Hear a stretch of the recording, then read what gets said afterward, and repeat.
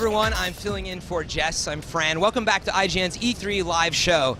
Up now, we're going to take a look at the newest game from the guys at Splash Damage. They made Quake Wars, if you didn't know.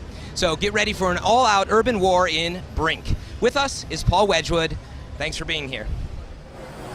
Hey, I'm Martin Robinson from IGN. I'm here with Paul from Splash Damage. We're here to see Brink, get a bit of a look at the single-player gameplay and some of the multiplayer stuff as well. So, Paul, give us a top line of what Brink's all about. You know, Brink, it's a brand new title from Bethesda Softworks, who, as you know, did Oblivion and Fallout 3, both awesome games. Designed and developed by my studio, Splash Damage, over in London, England. Yep. It's a shooter, first and foremost, and it takes place on the Ark, which is this immense artificial floating city, built at sea really as part of a contemporary green vision. So in our universe, yep, you know, it's just off the coast of San Francisco, and it's towed out to the middle of the Pacific. And around 2020, things start to go wrong. They lose contact with the rest of the Earth. There's no passing ships, no planes flying overhead. Really, it just becomes a huge challenge for them to make contact with anybody from the outside world. And then refugees start arriving from nearby atolls that have been flooded. So there's this real belief that, you know, basically the rising Earth's oceans have caused the loss of contact with the rest of the Earth, but nobody knows for sure. Yep. As a player, you come into the game around 2045, and now resources are running really low, and it's become the focus of this isolated and horrific conflict, really between competing social factions. So you've got the resistance, who represent the refugees, yep, and the security, who represent the founders, and essentially it's on the brink of all-out civil war. And you've obviously got quite a big character customization thing in there. Can you explain some of the character customization tools in there? Yeah, sure. I mean, one of the things about the game is that we're really keen to blur the lines between offline and online gaming. Yep. What we do is that, essentially, irrespective of whether you choose to play the game, you know, single player, cooperative, or competitively, you advance your same in-game character. So you earn experience points for all of the missions that you complete. When you play as part of a coordinated squad, you take on a combat role that suits your preferred playing style. So you could be an engineer, you know, playing a support role, putting down defense turrets, planting landmines. If you've got a great aim, you could be a soldier on the front line, pulling off like cracking mid-air headshots and planting heavy explosive charges. But all of your successes earn you experience points, and you can spend them on these cool outfit upgrades and modifications. So we've created a great new 3D interface. It really lets you kind of drill in and modify your character. You can zoom in on the face and change like facial scarring, facial hair, the tint of your skin, add face masks. You can go into like your customization and choose different outfits, change their textures and colors, and just create a really unique look for your character. On top of that, we also have an ability system. Yep. The idea behind the ability system is really straightforward. If you want, you can run and gun and just treat it like that style of game, but you can also specialize in combat roles and buy loads of cool abilities that allow you to, you know, play with cool items, gadgets, tools and stuff.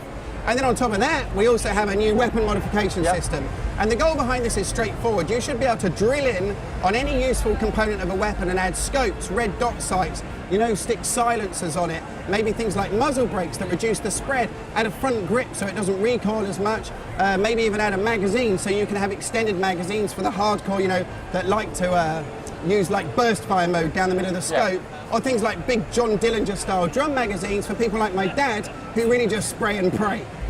So with the character customization as well, am I right in thinking that if you build a slightly heavier character, they're going to be able to take a bit more damage or be a bit slower? Yeah, we have 3 different body types that you can play as.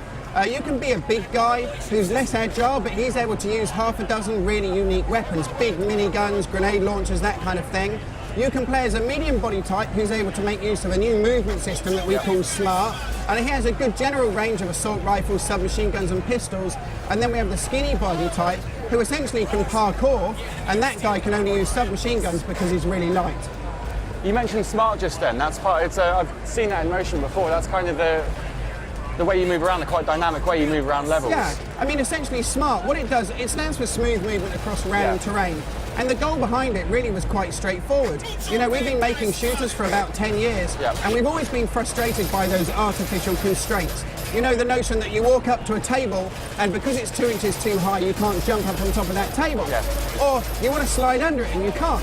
or there's a wall and it's kind of only just up to your neck, and even though you're a super fit soldier, because the level designer didn't put an entity there, you can't jump over the top of that. So what Smart does is it allows you to vault, to mantle, to slide, to climb in ways that feel completely intuitive. But the important thing is that it's not an autopilot. It doesn't take over control from your camera. You're always in control. You choose where you're looking and what you're doing. It's really as easy to use as the jump button, but it means that it's much easier to move through the environment. And Brink is really not just about advancing movement, but it's about movement and shooting. There's also a really, really cool art style going throughout the whole game. Can you tell us a little bit more about who is behind that and how that kind of comes together? Well, you know, about 2 years ago, we hired a great art director called Olivier Leonardi. Olivier Leonardi is the guy that did Prince of Persia, The Two Thrones, Rainbow Six Vegas. And when he arrived, we started talking to him about our ideas for this huge floating city, and he just really wanted to make it stylistic, you know. As far as he was concerned, we wanted to be hyper-realism. He wanted to have exaggerated proportions in the characters, and, you know, in his own words, he wanted to put the colour back in shooters. We argued about that stuff a bit in the beginning. You know, I came from a background of doing a lot of purely realistic games. It's really funny because actually, we recently did a developer diary on the Bethesda site, and I admitted that I was wrong all along. So Steve Gaffney, our studio director, printed that out on a big sheet of A3 paper, stuck it on the back of Olivier's screen. So if you walk through our development floor, Olivier, our art director, has a big sign, and it just says, "I was wrong all along, Paul Wedgwood," and then the date I said it on the dev diary. But it's so true. It's such a refreshing thing to play through a shooter, you know, where you can vault over railings, you can slide, you can mantle. There's loads of contrast between light and shadows, loads of colour in the levels and stuff as well. And that's one of the things we're showing at E3. You know, we're showing a brand new level. This one, it's called Reactor. And the idea behind Reactor and all of our maps really is that every single one of them is unique and distinct. So when a map's loading, because it's different from every other map, it acts as a mnemonic. You're kind of reminded immediately, you know, this is the map that I really had fun playing on, and this is where I did that, you know, where I camped there and I did the thing, you know, I put the turret down, because it floats back to you. Whereas if they're all in a jungle or they're all in North Africa, you don't really get that sense, you know, from the environment. Cool, cool. That's all we've got time for. Thanks so much for coming in and showing us Brink. It looks absolutely incredible. And just quickly, when's it coming out? It's scheduled for release on the Xbox 360, PlayStation 3 and PC in spring 2011. Cool, thank you very much. Cool, thank you. All right, thank you, gentlemen, very much for that look. I feel like I should be doing an accent for this outro to send you off.